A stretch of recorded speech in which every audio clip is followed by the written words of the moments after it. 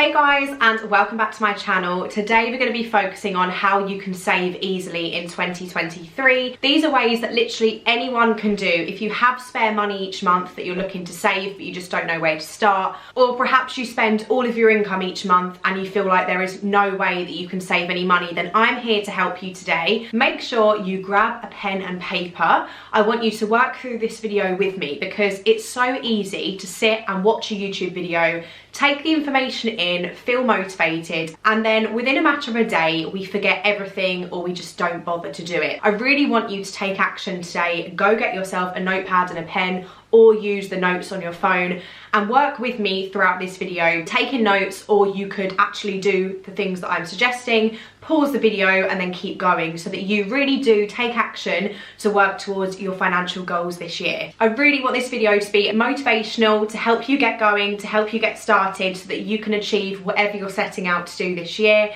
Perhaps you're looking to save to buy your first house or move house.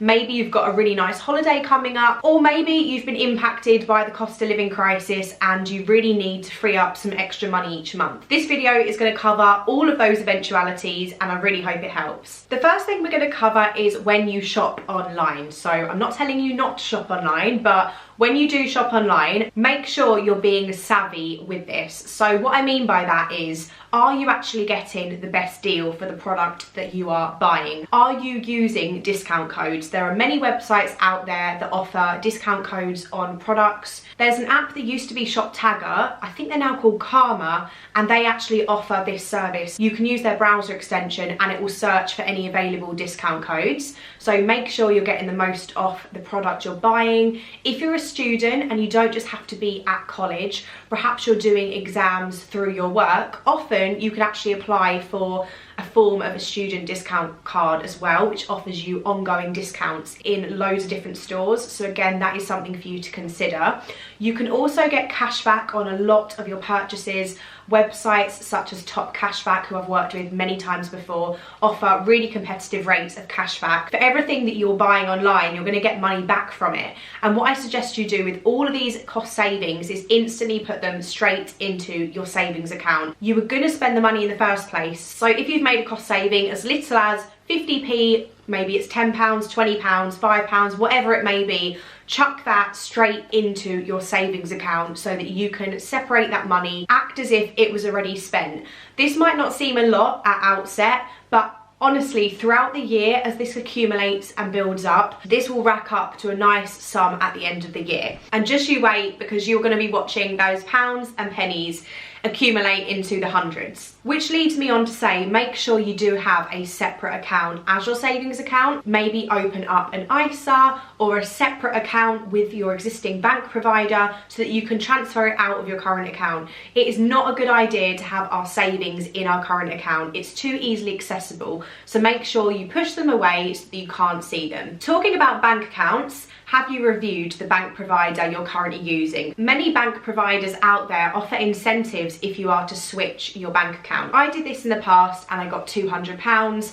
There are definitely some offers available at the minute if you switch across to a different provider, and you can get a couple of £100 by doing so. It's so simple and easy to do. You can go on comparison websites to find the best offers available currently, and then you simply fill out an online form and they will do all of the hard work for you. So they will transfer the funds, they will sort out your direct debits and any standing orders. So it sounds scary, but it's actually a very easy task to do, and it's a very quick way of getting a couple of £100 for doing pretty much nothing. So definitely take advantage of offers like this that are available. And something else that we all need to do, and I'm very guilty of this too, is actually making sure we're getting the best interest rates available as well. If you do have existing savings, have you reviewed the interest rates on the accounts that you've got? Because as you're aware, the cost of living has gone through the roof at the minute, which in hand has pushed interest rates up. You're going to be able to access more competitive rates than on the account you maybe opened a year ago. So again, go onto the comparison websites. It's very easy to do. You can literally go onto Google, type in compare ISAs or compare current accounts, compare saving accounts, and you can have a look and establish the best account for you, for your needs, based on what you're looking to save, the amount of money you have, because providers will offer different things based on what you're looking to achieve. Some providers will say, right, If you leave the money with us for a year and you don't access it, we're going to give you a much more competitive rate. And if you're saving for property and you know that that's not going to happen for a few years, then you could look to place some of your money into one of these accounts. They're called fixed term accounts, so that is something else to consider. And by doing this, you're not able to access the money too, so it keeps it out of sight, out of mind, and in clear vision for the goal for that money. So now we've done the quick wins, the easy options, it's now to really dive deep and have a think about what we are doing and be accountable for how much money we're spending. A great thing to do is download an app that helps you assess your income and your outgoings. There's an app called Money Dashboard, which I've used in the past, but there are many apps available online. You can pick and choose what one that you feel most comfortable with. And effectively, you can log into these apps. They're often free to use. You definitely don't need to pay for one of them. And you can log all of your bank accounts on these apps and then categorize all of the money that you're spending. It's very straightforward and easy to do, and it's such a great way of opening your eyes to what you're actually spending your money on, because it's very easy to say, I don't have any money, I've not got any spare money each month. But often the people that are saying this perhaps go out and buy lunches every day, or perhaps have takeaways. There are things that we do which we're not even really aware how often we're doing it, because maybe we're not reviewing these things that actually are real eye-openers and help us to realise what habits we've got currently and things that we can curb. By doing this, it will open your eyes so much. So many of us, and I am guilty of this, we spend aimlessly. We buy things, we don't really get much satisfaction out of it, and we forget what we've spent our money on. So by really having a look and diving deep into what we're spending and why can help us to see areas that we can cut costs back and reduce our outgoings.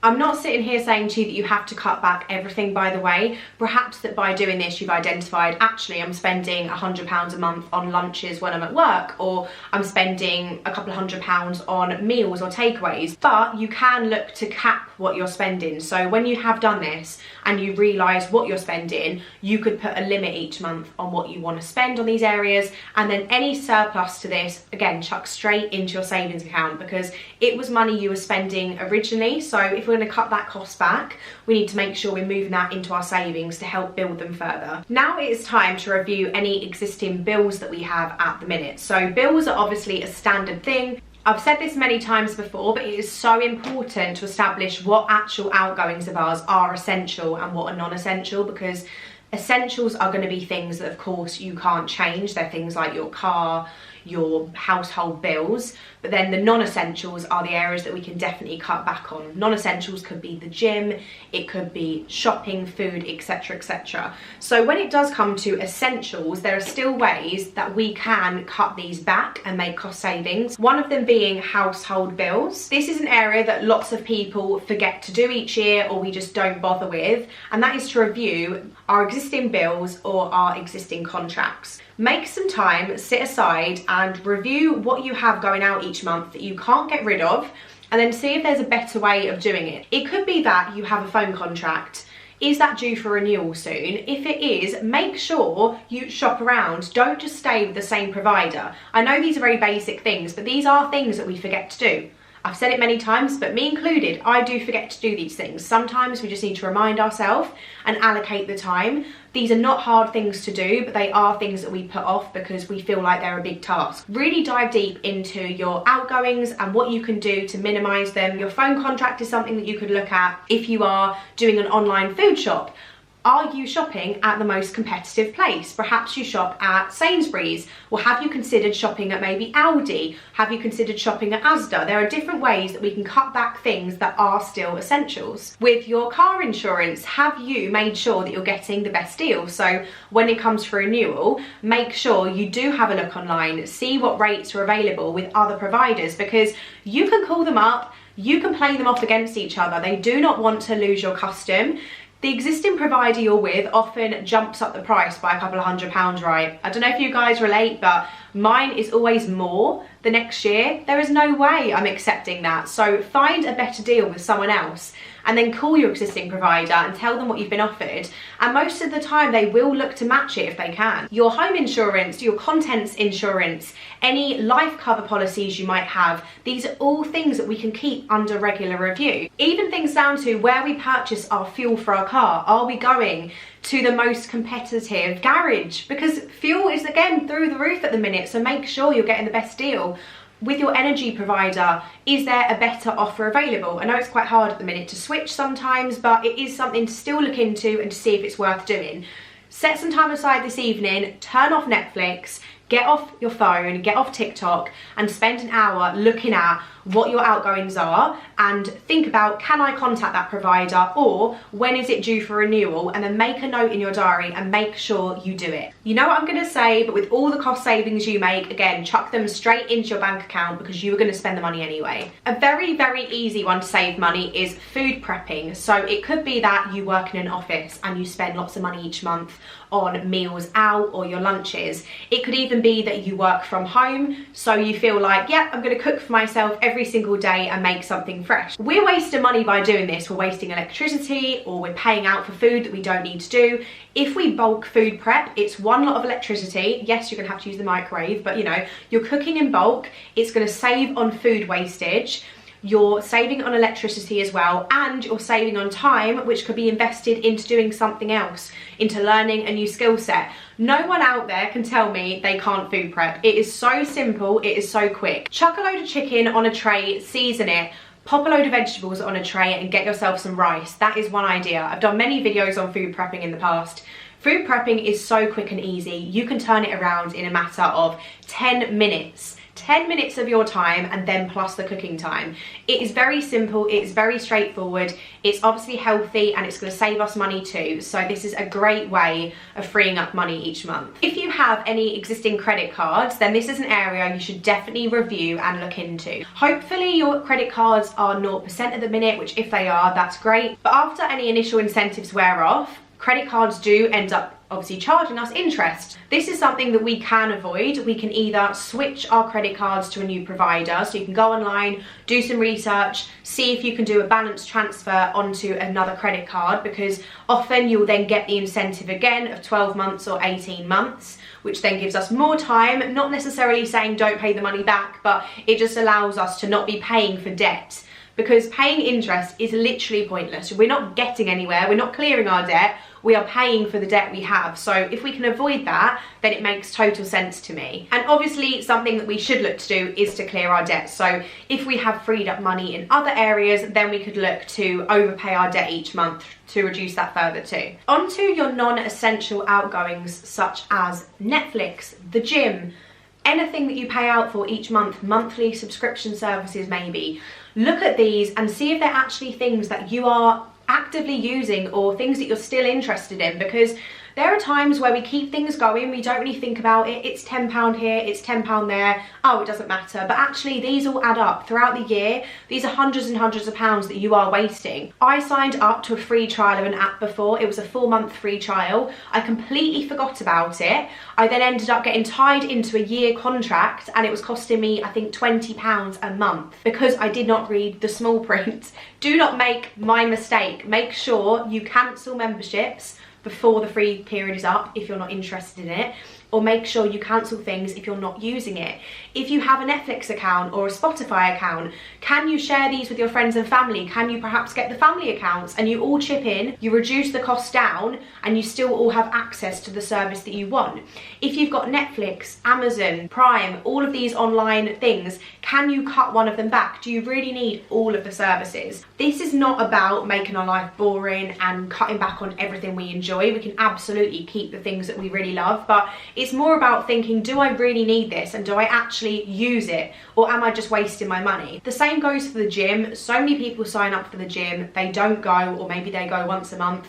That is 30, 40, 50 pounds you're wasting on something that you're just not getting the money use out of. You're probably better off just going down there and paying a one-off fee occasionally if you're someone that does that. Or if you are a regular gym goer and you do really love the gym, have you considered investing into something that you can have at home. So you can buy a decent treadmill, which I've done in the past, or you can buy decent equipment. Yes, you are paying out initially, but often you can do this on a 0% interest basis. But over the space of a year or two, you don't need a gym membership anymore. Obviously, this is dependent on what you do at the gym. If you're someone that uses everything, then that's not going to work for you. But if you just go there to do a little bit of cardio and maybe some hand weights, then this is definitely something you can consider if you've got the space at home to fit the equipment. And then another thing you can do is declutter your home as well. So you can go through your wardrobe and see any clothes that you're not looking to wear anymore, or maybe you've got new things with tags. You can chuck these straight on Vinted. You can put them on Facebook Marketplace. If you've got any furniture or electrical appliances, again, chuck them on Facebook Marketplace. People will buy them eventually. You might not get much for it, but it's decluttering your house, and it's also getting you a little bit of extra cash as well. So with all of these things I've mentioned, obviously chuck any savings straight into your savings account, because the whole point in this is it's money we were going to spend anyway. So let's put it into our savings and forget that it even exists. If you are someone that has a lot of spare money each month, then that's a different matter entirely. It's a case of thinking about what you want to commit to saving each month. I can't tell you what to do. It's completely down to what you feel comfortable with and the goal that you have in mind. So some people like to do a 50-50 split, so you save 50% of your spare money, you spend 50%, perhaps you want to do a 70-30, 60-40, whatever you feel comfortable doing. But if you have spare money each month that you are not spending, I really feel it is very important to build our savings, because we never know what's going to happen in this world and nothing is guaranteed. So to have savings, to have emergency funds to the side is really, really important to help us feel safe, to feel secure, and it's also teaching us discipline as well. So I really hope you guys found this video helpful. Hopefully it gave you some ideas and ways that you can save money in 2023, even with the cost of living crisis. If there's any financial topics you want me to cover, let me know in the comments down below. I'd love for you to follow me on Instagram too, because I regularly ask you on there what you want to see on my YouTube. Thank you for watching, and I'll see you really soon. Mwah. Bye guys.